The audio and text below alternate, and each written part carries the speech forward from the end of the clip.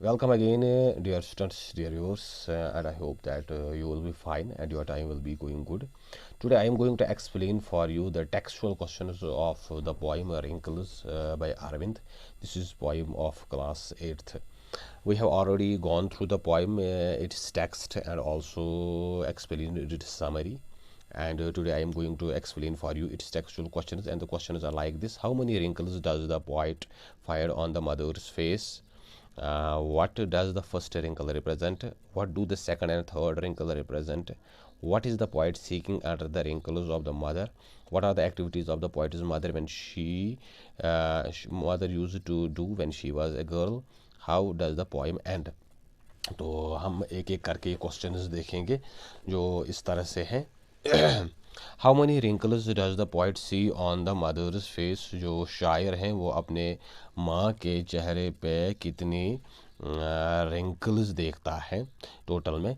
The poet finds 4 wrinkles on his mother's face. जो poet हैं, शायर हैं यहाँ पे, तो वो अपनी माँ के चेहरे पे 4 रिंकल्स देखता है। What does the first wrinkle represent? जो माँ के चेहरे पे पहली रिंकल होती हैं, जुरी होती हैं, व्हाट दैट एक्चुअली रिप्रेजेंट सिम्बॉलिफाइज? वो किस चीज़ को रिप्रेजेंट करती हैं, किस चीज़ की सिंबल है? The first wrinkle on her face represent the sense of loss, mental strain when she was uprooted from her house and plotted in the courtyard of others.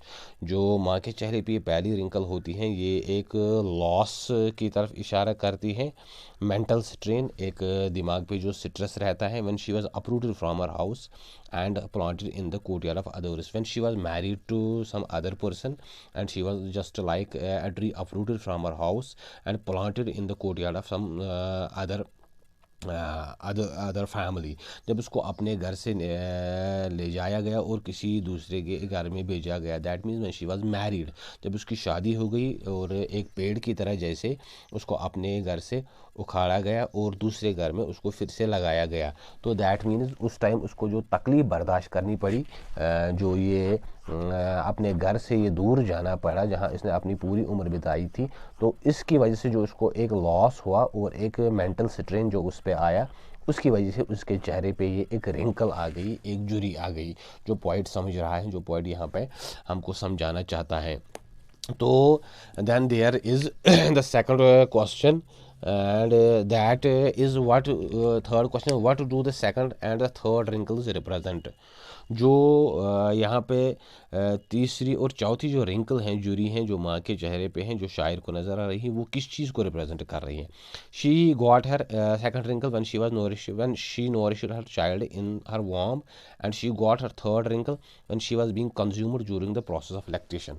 उसके चेहरे पे ये दूसरी रिंकल तब आ गई जब शायर अपनी माँ के पेट में पल रहा था, और उसके चेहरे पे जो तीसरी रिंकल, तीसरी जुरी तब आ गई when she was being consumer during the process of lactation, जब वो अपने बच्चे को दूध पिला रही थी, जब वो अपनी जिस्म की ताकत जो थी वो कंज्यूम कर रही थी, अपने बच्चे पे खर्च कर रही थी ताकि वो बड़ा हो जाए, और इसकी वजह से भी उसके चेहरे पे रिंकल आ गई, इस कमज़ोरी की वजह से, इस जो ये इसको ये अपनी ताकत अपने बच्चों को मुंतकिल करनी पड़ी।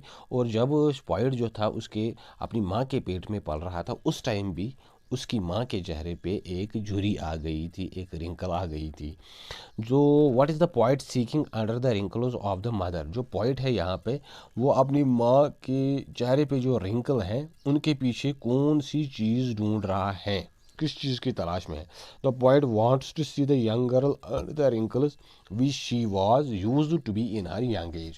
Actually, the poet searches under the skin of her mother that very young girl which she used to be in her tender age, in her earlier as.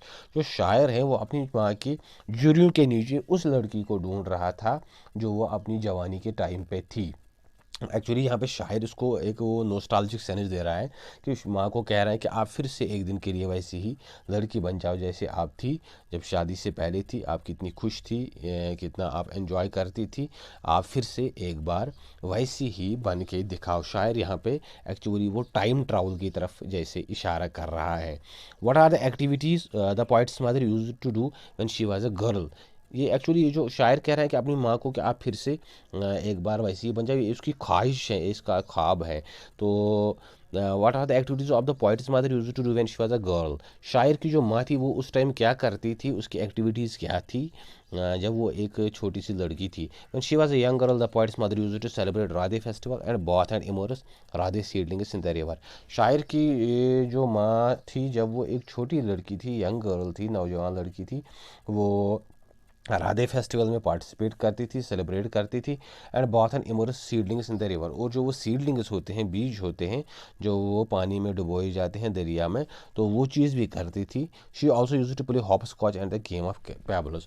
वो हॉप स्कॉच की जो खेल होता है, जो लड़कियां अक्सर खेलती हैं, वो जो ज़मीन पे वो कुछ वो स्क्वायर्स की शक्ल बना देती हैं और फिर उनमें उछल कूद करती हैं।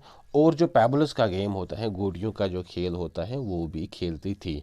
How does the poem and, ये जो पोइम है ये कैसे एंड हो रही है। At the end of the poem the poet wants his mother to become young girl once again for a day. Poem के एंड में जो शायर है वो अपनी माँ से ख्वाहिश कर रहा है, एक वो चाहता है उसकी एक यहाँ पे एक वो अपनी माँ को कह रहा है कि आप फिर से एक बार वैसी ही लड़की बन के दिखाओ। He would then bring colours for Radhe, tinsel for her dupatta and colourful pebbles for her from across the river Tawi. वो अपनी माँ से कह रहा है कि मैं आपके लिए फिर वो चीज़ें लाऊंगा, जैसे वो जो राधे फेस्टिवल में आप वो कलर्स डालते थे, और वो आपके दुपट्टा, आपकी साड़ी के लिए वो टिंसल्स, वो जो वो स्ट्रिप्स होते हैं कलरफुल, और जो वो पेबल्स होते हैं कलरफुल पेबल्स, रंगारंग जो वो गोटियाँ होती हैं, वो मैं आपके लिए लाऊंगा तवी के उस पार से, लेकिन आप फिर से मुझे एक बार वैसी ही लड़की बन के दिखाओ। क्योंकि शायर कह समझ रहा है कि उसकी माँ इतनी जल्दी बूढ़ी ना होती अगर उसको ज़िंदगी में जो अलग अलग जो ये स्ट्रेन्स और जो ये लॉस और जो ये अलग अलग जो उसको ये जो कुर्बानियाँ देनी पड़ी, सेक्रीफाइसेस देनी पड़ी, वो चीज़ें अगर उसको बर्दाश्त न करनी पड़ती। तो डियर व्यूअर्स, ये थे हमारी पोइम के टेक्सचुअल क्वेश्चंस। इसके जो आंसर्स हैं वो ज़्यादा लंबे नहीं हैं। उम्मीद है ये आपको समझ आए होंगे। चैनल को शेयर करें, सब्सक्राइब करें, व्यू दें, ताकि जो और नेक्स्ट आने वाली वीडियोज़ हैं वो भी आप तक पहुँच सके। Wish you all the best and thank you.